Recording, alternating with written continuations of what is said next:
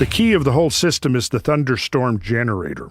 The thunderstorm generator. The thunderstorm generator, Dun, yes. dun, dun. Like one of the people that I met in Arkansas, his son-in-law is a mechanic. And they sent him the specs and the components. He built the thing in his shop and tested it. I've seen his video. Really? Yeah, it took him 5 hours to retrofit an internal combustion engine. And he sends back to his uncle, his father-in-law, he says, well, I don't know how it worked, but I hooked it up and it worked. And he put the gas analyzer there in the exhaust pipe and saw for himself what changed when he turned the technology on and then when he turned it off. So, and I'm at that point where, okay, I've seen enough now, and I've seen it myself work. I have been in the lab and seen it work. I've stood right there while independent engineers and scientists with their equipment were testing. And so I watched myself and have seen it. And I was already convinced because I'd seen probably half a dozen videos, because every time it's been tested, there have been video recordings of it. And I'd seen the videos from the Albuquerque at the Tesla Tech conference. And George Howard, who was a total skeptic, he was there.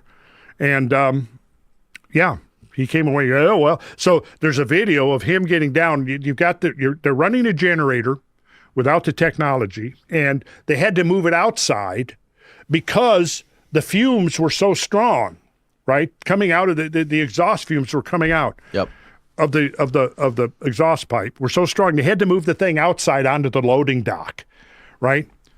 They turned the technology on, and within about a couple of minutes, instead of carbon dioxide, carbon monoxide, nitrous oxide, methane, and other hydrocarbons coming out, they've all gone down to just a small percentage. Some of them we've even zeroed out.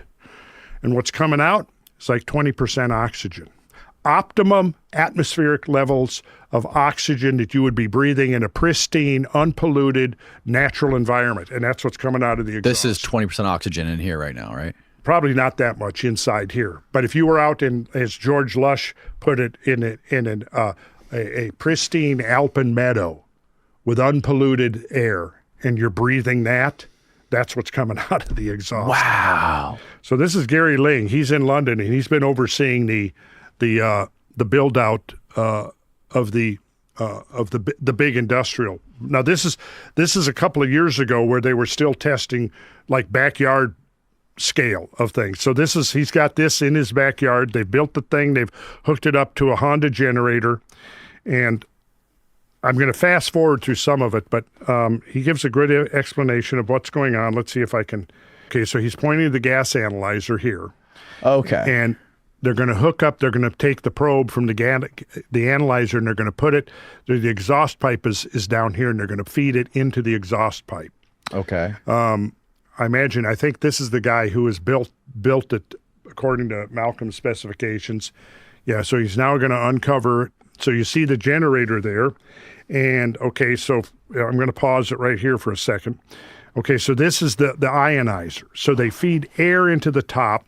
It's subjected to UV light of a frequency of about 100 microns. And then that comes down here in this pipe, and then it's mixed with water, and that comes in, and here's the bubblers where the cavitation bubbles are created. And when those billions of cavitation bubbles collapse, they emit a light. They emit frequency of UV light, ultraviolet light, at the same frequency as the pre-ionizer chamber. And it was this pre-ionizer chamber that is the key to being able to generate the plasmas at lower energies than it would normally take to cause that disassociation between electrons and neutrons. Okay, I don't fully understand exactly how it works. Again, get me back on 6 months and I should be able to be a little bit more, so this it's UV. That's where the energy is coming from, the UV light. The UV light, I wouldn't say that's where the energy is coming from. Okay. But the UV is emitted when those cavitation bubbles collapse. Okay. Now, that UV light, perhaps, again, my understanding of this is still in its infancy. Over here, this thing right here is where the water intake. The water is fed in here, and it goes down, and that water comes up here into the bubbler. And then the bubbler captures those plasmoids and feeds them into the thunderstorm generator, which you can't see here. But as we go around, let's see, I'll fast forward here as he's coming around. Here we go. He's pointing out and he's explaining how the bubbler works.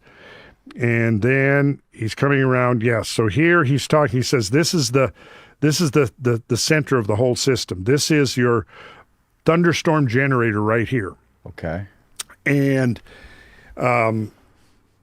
if people want to kind of get the basic principle of how the thunderstorm generator looks, look up the Ranque, R-A-N-Q-U-E, Ranque Hilch vortex tube. The Ranque Hilch vortex tube. Okay. Yeah. And maybe Stephen can. Yeah, Steve can pull it up. But actually, I think I've got a slide of it here. So this is the heart of the system here, is the thunderstorm generator. And what it does is it takes room temperature air and separates it into extremely hot and extremely cold, and then brings them back together. And in that, so you've got a stream of plasma that's really hot and a stream that's really cold. So it's mimicking, in a way, a thunderstorm, which brings together a cold front and a hot front. And in a thunderstorm, now when you bring that together, what does it do? It emits lightning, right? And lightning is plasma. So somehow what he's done is he's come up with a system of mimicking the thunderstorm. And so let's see. Let me just go ahead and jump ahead here. I think they're going to, he's explaining the operation of the thunderstorm generator right there. Take a good look at these are actually, there's another sphere inside the sphere. There's two spheres on each end. There's another sphere inside, and then there's a pipe or a tube, and it has another tube going inside it. Okay. And so here you can see the gas analyzer has been fed into the exhaust right here. So what they're going to do is they're going to do a series of tests, turning on the technology and turning it off, and then watching what happens to the change in the emissions that are coming out. So there he's hooking it up. They're running the gas analyzer. And let's see here. We don't have the volume, so I'm not sure exactly what part. This is Gary Ling here. This is actually his backyard where they've built this thing, and he's friends with Malcolm and has known him for years. I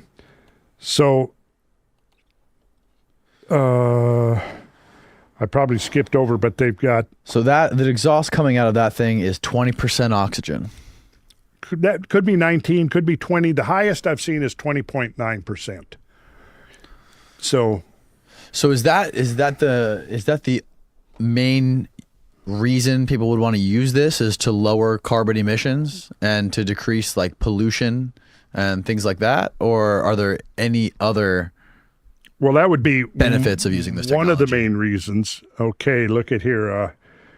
Let's see what we got happening here. They're zooming in on the analyzer.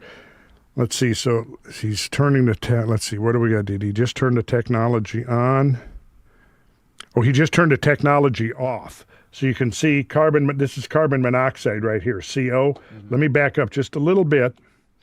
Let's see, let's go in, let's see. Okay, yeah, so you can see there, okay, there you are. That's with the technology on. Carbon emissions is what, zero? Zero. Let's see, so carbon monoxide is the top reading, and hydrocarbons is, let's see, so this is percent of carbon monoxide. This is the parts per million of hydrocarbons in general. Got it. So now they will turn the technology back off, and then we'll see what happens as soon as he turns the technology off. This guy's a terrible cameraman. Well, yes.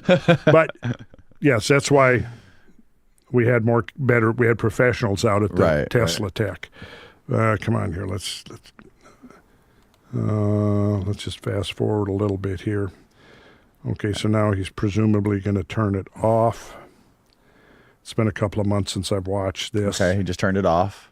And the generator's running, so let's see what's going to happen there now. Okay, so now you can see what happened. He's turning, look here, you can see the carbon monoxide percentage going up, hydrocarbons parts per million Or no, okay, so he's turned it on, now he's turned it off. I mean, I'm sorry. So now he's turned the technology back. I guess I skipped forward a little bit too much. So now he's turned the technology back on.